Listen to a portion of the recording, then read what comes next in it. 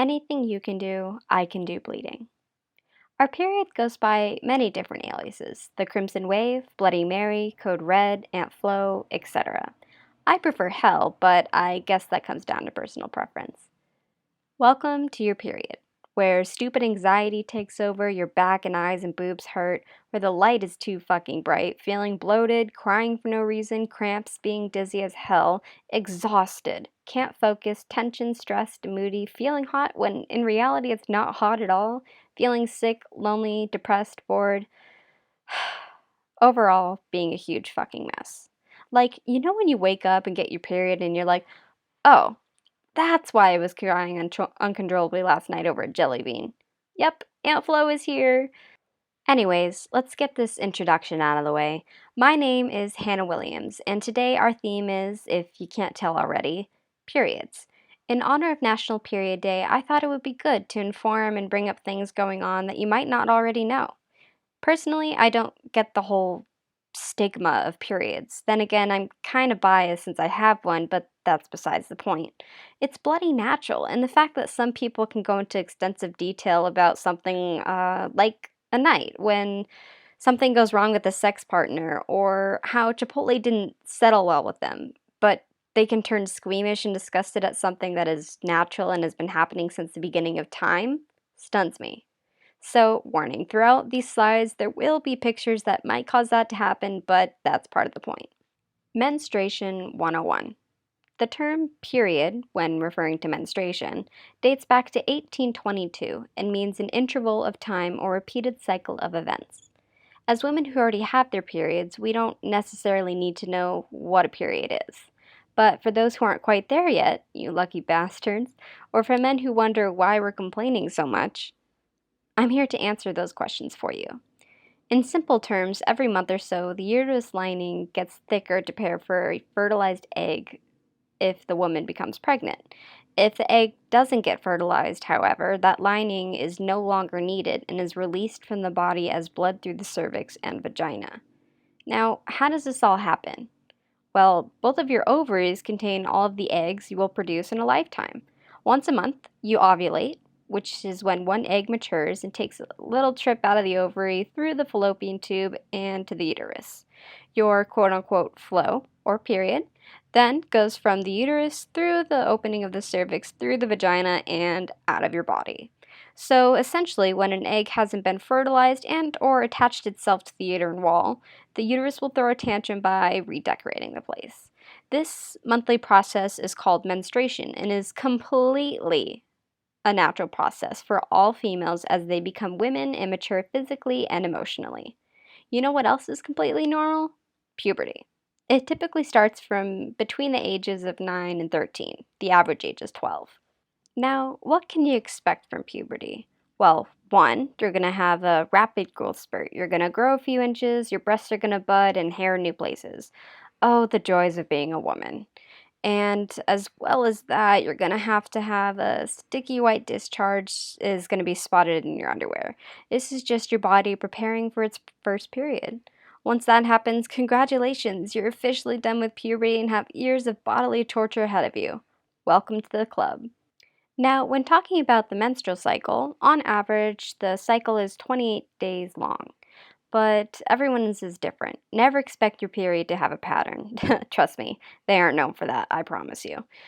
Those fuckers are unpredictable. Normal cycles can range anywhere from 21 to 45 days in young teens and from 21 to 35 days in adults.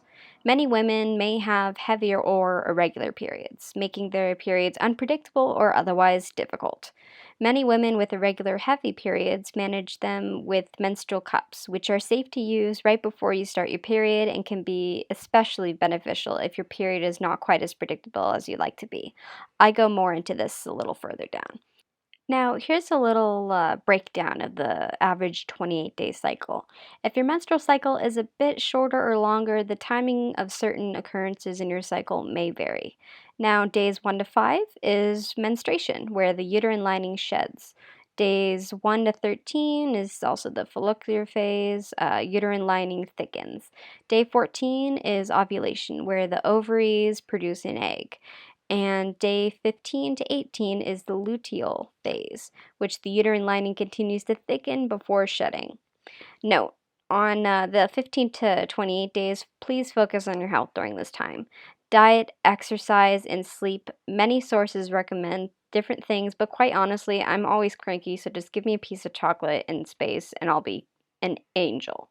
If you want to learn more about the menstrual cycle or want to know where I got my sources from on this, more of it will be at womenshealth.gov. Now, I know what you're thinking. What the hell do you use when you're on your period to contain all that blood? Don't worry, there are many different options to choose from. First off, let me introduce you to the sanitary pad. Menstrual pads have been mentioned in history as far back as ancient Greece. A woman is said to have thrown her menstrual rag at an admirer to get rid of him, and her name was Hannah Williams. Anyways, the first disposal pads were thought up by French nurses working in the battlefields while looking for ways to stop excessive bleeding.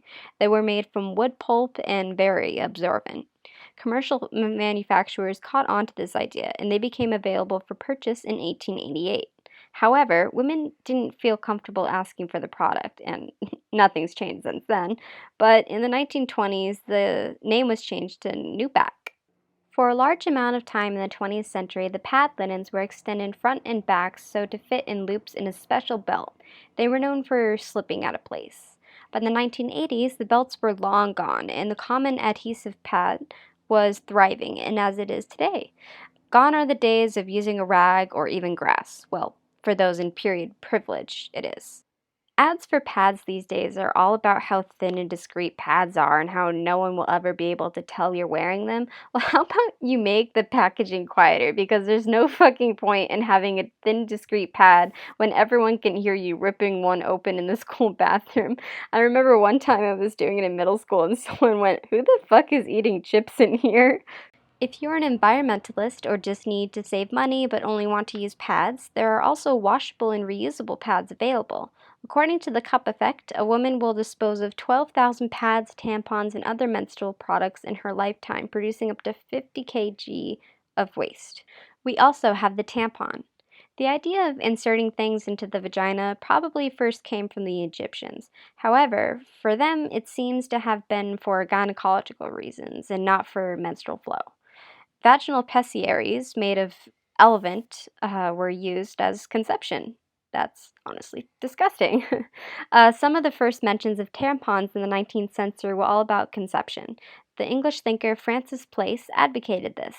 They were made of lint, flax, and sometimes fine wool. Ouch. In the 1930s, Gertrude Tendrich started to produce the tampons we know today. She started sewing them at home to distribute under the name Tampax.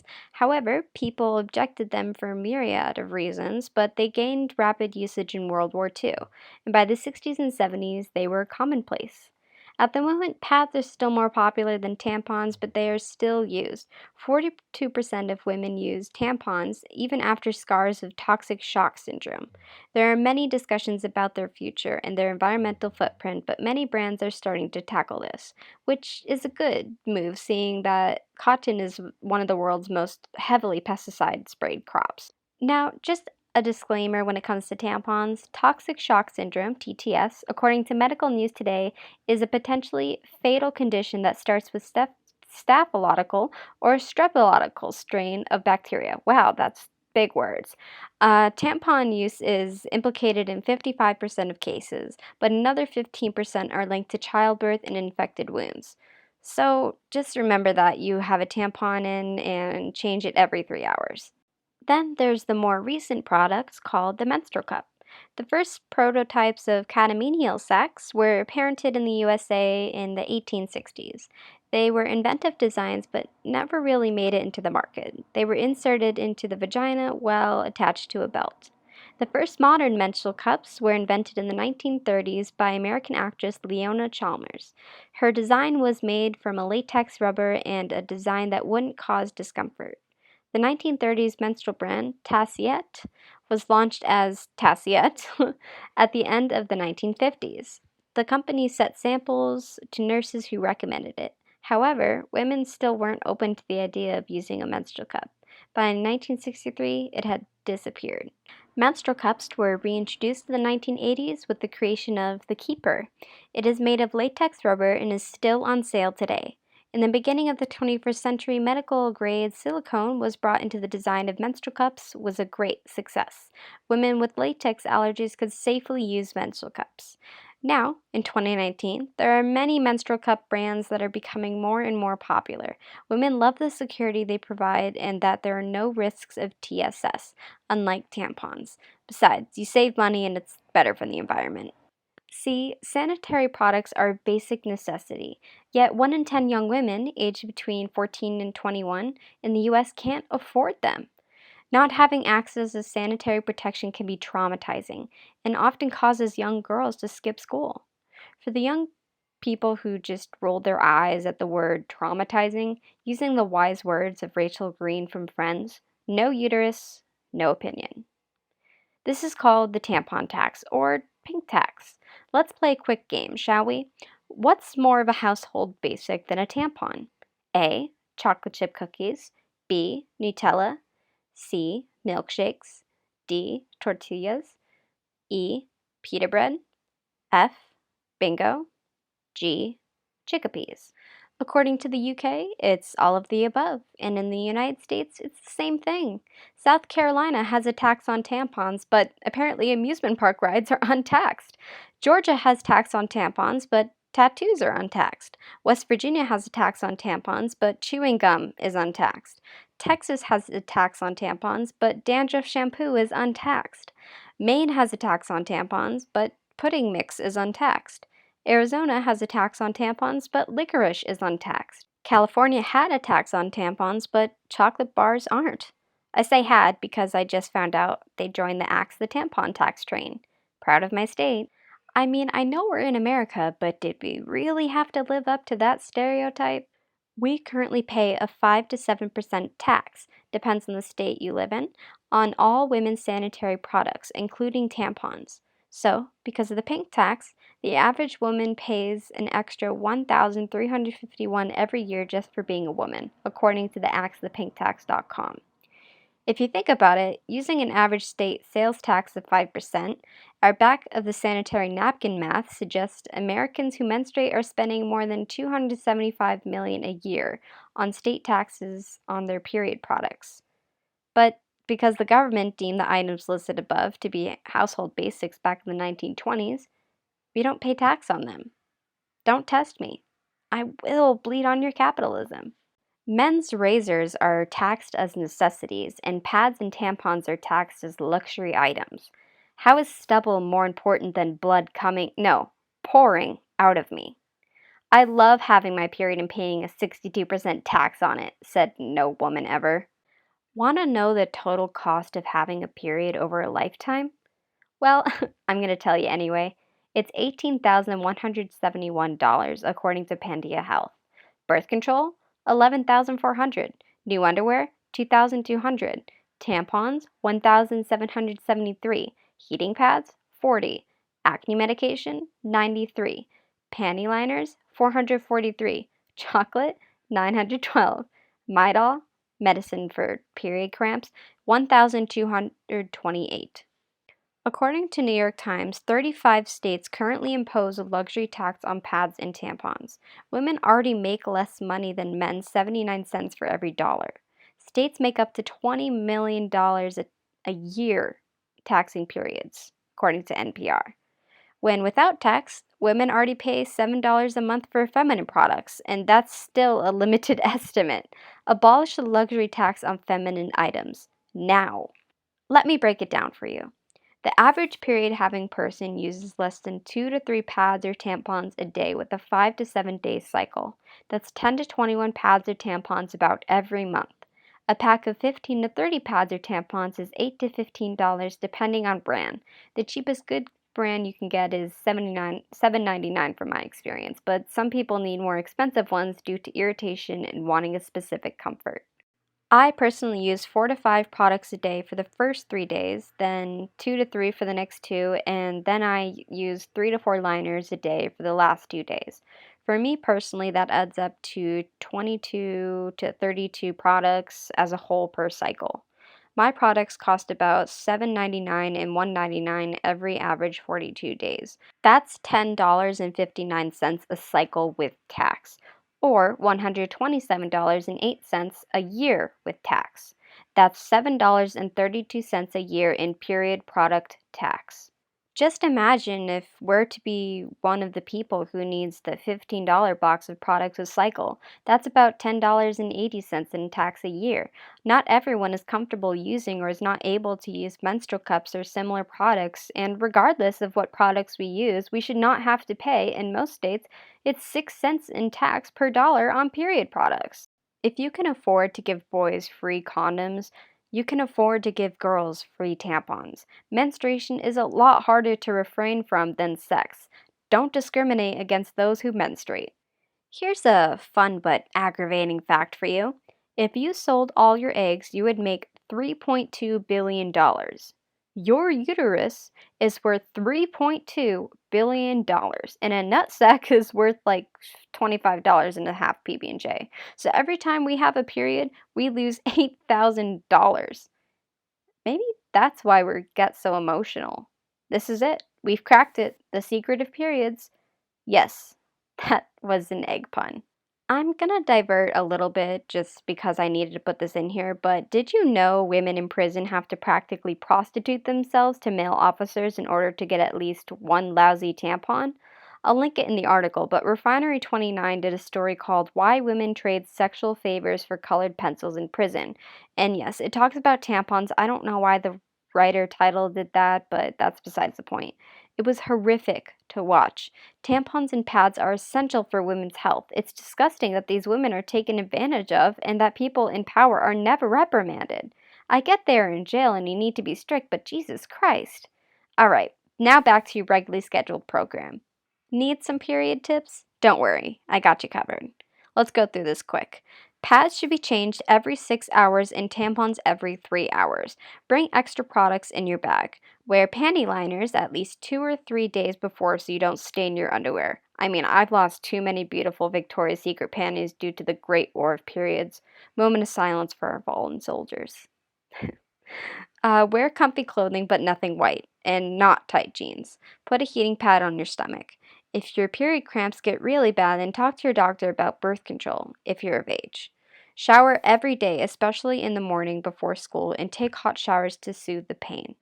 Extra sleep and light exercise can help, like yoga and stretching really helps relieve cramps. And need to remove period stains? Hydrogen peroxide mixed with cold water is a miracle worker. I literally bled like a pint of blood on my friend's couch at her Halloween party. It was all over my dress too. I'd like to thank God it was Halloween and I could get away with it, but I bet everyone knew. Anyways, I drowned that couch with it and oh my God, it was gone in a blink of an eye. And no one will take me seriously on this one, but masturbate or just have period sex. This doesn't work for everyone, but a lot of women say orgasms actually help alleviate cramps because it sends a huge rush of blood to your lower abdomen and releases oxytocin, which can help your uterus relax, aka stop cramping like crazy. Now that I scarred my whole family who's listening to this, let's move on. Hi, Dad. Stay off the scale. Do yourself a huge favor and don't weigh yourself on your period. Water retention and weight fluctuation typically wanes off throughout your period, but the last thing you need when you're already grumpy and bleeding is to be tricked by your body into thinking you put on weight. Trust me, I had a lot of cry sessions in the bathroom before I knew this. And download a period app. I use Clue or Flow. Or make a period tracker in your journal to keep tracks of your symptoms, emotions, and activity, etc. And so you know exactly when it'll start. Here are some quick do's and don'ts of eating and drinking when on your period. Do not eat or drink anything cold. It results in cramps. Do not drink coffee. I suggest hot green or ginger tea instead. Ginger tea is the best tea to drink for period cramps due to anti-inflammatory aspects. Do drink lots of water. Do not drink milk and soda. I asked myself why too, but apparently, according to Insider, too much milk can cause the cramps to worsen. Do avoid fatty foods. Do eat dark chocolate. Women love chocolate, especially during this time. Men, take notes. Do not eat foods in high fiber.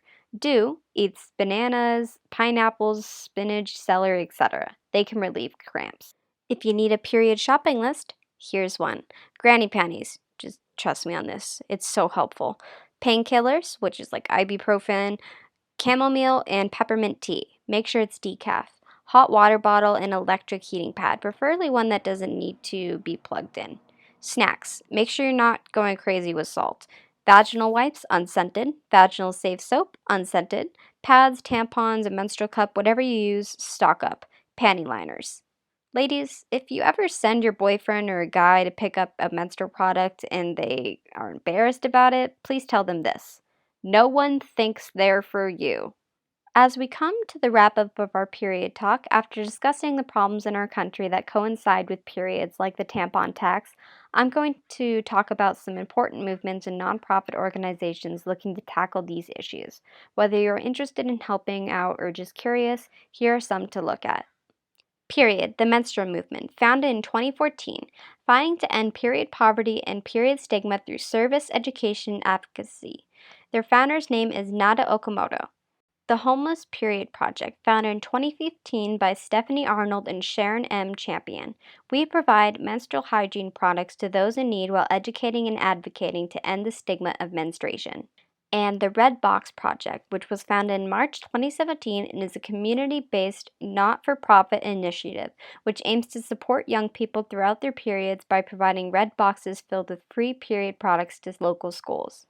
All the links for these organizations will be linked in the article. Now, if you're ever feeling down because we're getting fucked in the ass by the government, just remember that more and more of us are joining the fight every day, and we're finally getting some wins. Here are some little victories for some women bleeding. Tesco to cut prices on 100 women's sanitary products and pay tampon tax itself. Sanitary pads are now tax-free in India. There's a tampon taxi delivering sanitary products to homeless women in the UK. NHS patients to be offered free tampons. Sex education, as far as menstrual health, to be taught in school by 2020. Period products are tax-free in California. Just wanted to add this because I live right here, right now, and I'm pretty stoked. All right, that's enough period talk for the day. Hope I've helped educate or at least even helped gross you out. Honestly surprised I didn't cuss as much as the last podcast. She is learning! Anyways, happy National Period Day, folks, and remember, anything you can do, I can do bleeding.